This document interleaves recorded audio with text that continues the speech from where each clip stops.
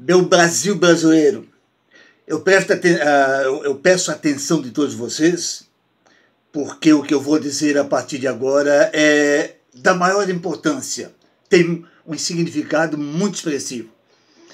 Vamos lembrar quantas vezes, quantas dezenas ou centenas de vezes, o maior bandido da República, o criminoso, o chefão de uma organização criminosa que dominou o país, que quebrou a nação, que levou os brasileiros à miséria, que faliu a Petrobras.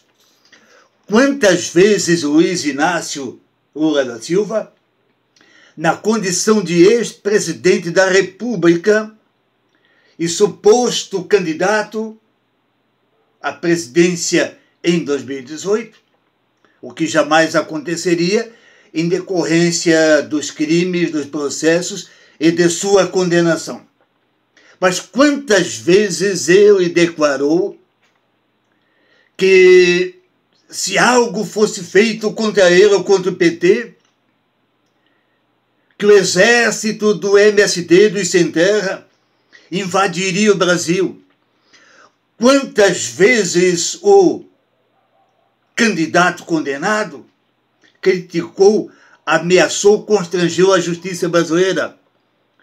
Quantas declarações ele fez ao longo dos últimos anos sem nenhuma repercussão.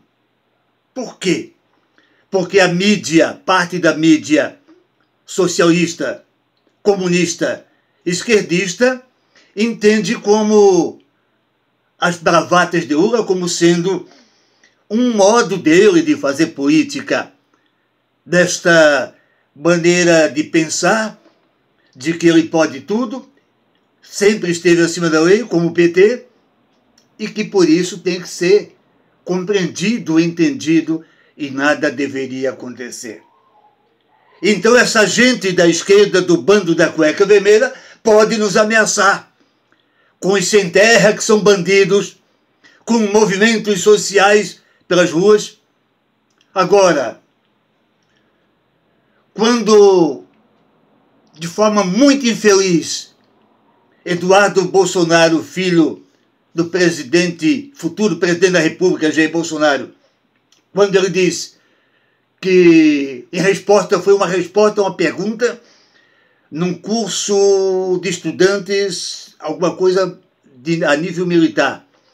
Provocado, ele disse que o Supremo não teria coragem de se indispor contra Jair Bolsonaro num caso de vitória em primeiro turno. Eu fiz até algumas anotações para não me perder do foco disso que é muito grave.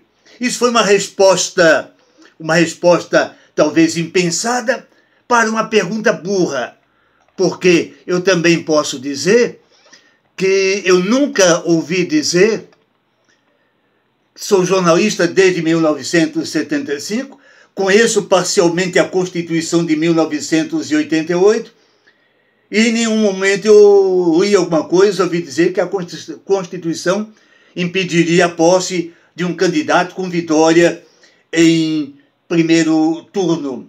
A pergunta foi burra e a resposta de Eduardo Bolsonaro foi infeliz. Mas foi apenas uma resposta.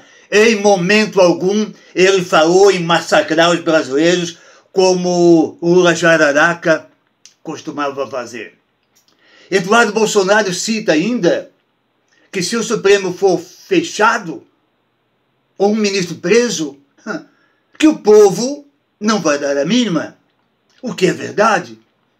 Na palestra aos estudantes, o Eduardo Bolsonaro disse que se alguma coisa acontecesse, por exemplo, com o ministro Gilmar Mendes, ele questionou de forma irônica, a população sairia às ruas para protestar por um afastamento ou uma prisão de um ministro do tipo Gilmar Mendes? De forma alguma. O povo sairia às ruas é para festejar. Toda essa ladainha agora, esse barulhão, há poucos dias depois da denúncia estrondosa de abuso das redes WhatsApp pelo candidato Jair Bolsonaro ou por empresários em seu nome, Parece que quando perceberam que esta ladainha não vai dar em nada, já vieram com outra. Essa fala de Eduardo Bolsonaro, que na verdade aconteceu bem antes do primeiro turno. Por que desenterrar isso agora? O que estão fazendo é perseguição, é uma maneira de colocar o candidato Jair Bolsonaro contra a parede de alguma forma, mas não estão conseguindo, tanto que neste domingo 21, exatamente uma semana após as eleições, milhões de brasileiros vestindo verde e amarelo, com camiseta como esta aqui, marcharam pelas ruas do Brasil, cantando o hino nacional, exibindo a bandeira em verde, amarelo, azul com a faixa Ordem e Progresso. Não é a bandeira comunista que o PT deseja, não é a ditadura que o PT pretende implantar, do tipo Cuba, da família Castro, do tipo Venezuela, de Nicolás Maduro e podre, Nicarágua, Coreia do Norte, do ditador Titi e Cocô. Me citem petistas cretinos, me citem um país onde a esquerda deu certo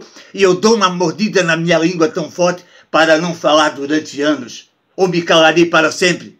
Não deu certo em lugar nenhum e eu conheço tudo isso aí, porque eu vivi toda a minha história de vida desde 1975 em redação de jornal, rádio e TV. Eu vi tudo acontecer, eu sou testemunha viva dos fatos. Eu vi como tudo aconteceu e como a esquerda rouba e quebra as nações. Mas voltando ao foco desta matéria, desse nosso comentário, então foi uma declaração infeliz de Eduardo Bolsonaro. O pai já puxou a orelha do filho, já desautorizou uma fala dessa natureza. Agora o seguinte, ele disse, na tal fala, ele disse que não precisa muita coisa para fechar o Congresso. Mas o Supremo Tribunal Federal, perdão, estou falando do Supremo Tribunal Federal.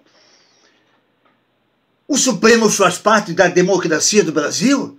É uma instituição democrática, é isso? É mesmo? Temos certeza que o Supremo representa a democracia do Brasil? Então vejamos alguns fatos. Polícia Federal, Ministério Público Federal e outros entes da federação passam meses, às vezes anos, investigando corruptos, membros da organização criminosa que assaltou o Brasil, a turma da corrupção, o bando da cueca vermelha e outros. Quando botam na cadeia, através de uma simples medida liminar, o ministro Gilmar Mendes solta o ladrão de verbas públicas. Isso é democracia? Por que tanto espanto agora pela frase infeliz de Eduardo Bolsonaro, dizendo que para fechar o Supremo basta um cabo e um soldado? Por que o espanto? O Supremo não é uma entidade democrática. Se fosse, não libertaria bandidos que a Polícia Federal coloca na cadeia, como tem acontecido, e por isso eu ando chamando nos meus comentários de rádio e no Facebook, e também no YouTube, eu ando chamando Gilmar Mendes de abridor de latas de porta de cadeia. É tão grave assim? Uma frase solta dentro de um vídeo de aproximadamente uma hora, lá pelos 40 minutos de gravação, ela aparece falando alguns segundos sobre o Supremo, quando provocado por uma pergunta besta e burra. Pois eu digo para vocês, no alto da minha maturidade, do meu perfil de jornalista, pois se para fechar o Supremo basta um cabo e um soldado, de repente um cabo de enxada, eu ofereço o pau-brasil. Está aqui o pau-brasil. Se é para fechar uma entidade da nação que não respeita o povo, que demora anos para julgar um corrupto, e como já disse, quando a Polícia Federal bota na cadeia, um ministro solta, isso não é democracia. Por isso, nos últimos anos, como jornalista, eu tenho me declarado republicano, essencialmente republicano. A própria ministra do TSE, Tribunal Superior Eleitoral, nesta tarde de domingo, já desautorizou qualquer barulho em decorrência da fala infeliz do Eduardo Bolsonaro. Mas o mais grave que aconteceu é que, mais uma vez, até Fernando Henrique Cardoso saiu da prateleira para comentar o fato. Eu vou ousar chamar Fernando Henrique Cardoso de ex-maconheiro, se é que ele já deixou o vício que alimentava na juventude. Vou lembrar que ele foi um ex-presidente da República, Fernando Henrique Cardoso. E agora ele saiu do armário para dizer que a fala de Eduardo Bolsonaro cheira a fascismo. Que pobreza de expressão! Fascismo hoje, senhor FHC, é fala da bandidagem de esquerda. Tudo que eles não concordam é fascismo. Se alguém fala em acabar com a corrupção, como Bolsonaro diz, é fascismo. Evitar roubo de verbas públicas através da Lei Rouanet é fascismo. Tudo é fascismo. Evitar que o kit gay chegue às escolas para as crianças de 6, 7, 8 anos é fascismo. Mas deixa eu lembrar ainda a respeito de Fernando Henrique Cardoso.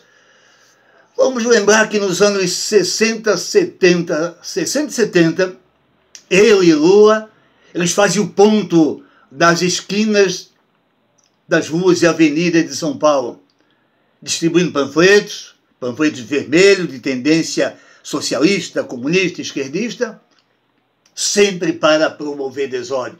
Os dois eram parceiros, por isso o FHC, Fernando Henrique Cardoso, nunca fez força para eleger os Tucano Serra ou Alckmin. Ele preferia Lula, porque Lula seria o sucessor do império do socialismo, a moda francesa, trazido para cá por Fernando Henrique Cardoso, que deu nessa porcaria que deu. Mas nas esquinas de São Paulo e de outras ruas do Brasil, quando Lula e FHC se juntavam, Lula levava sua garrafa de cachaça, enquanto isso o Fernando, o sociólogo, se contentava com uns baseados de maconha. E agora toda essa gente se junta com a ajuda de uma mídia que age por motivação ideológica de esquerda, socialismo, comunismo. Tem por trás disso também assim, os interesses, as paixões pelos cofres da Lei Rouanet e ideologia de gênero. Isso tudo provoca ódio. Por falar em ódio, o ódio está apenas começando. O mesmo PT que dividiu o Brasil, na fala de Lula, entre nós, que eram eles do palácio, e eles, que somos nós da rua, que trabalhamos para pagar impostos, que vivemos sob um regime de violência extrema e outras deficiências sociais. Quando eles fizeram essa divisão, estavam acabando com o Brasil. E esse ódio vai continuar.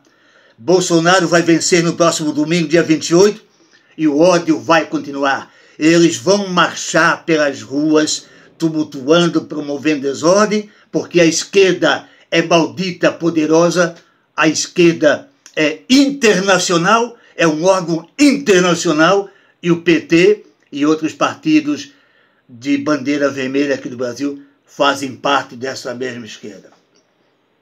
Vão tentar de tudo para tentar derrubar a candidatura de Jair Bolsonaro. Mas se for pela vontade do povo, não vão conseguir, porque neste domingo 21, para encerrar, milhões de brasileiros estavam nas ruas defendendo a candidatura de Jair Bolsonaro. Um abraço a todos.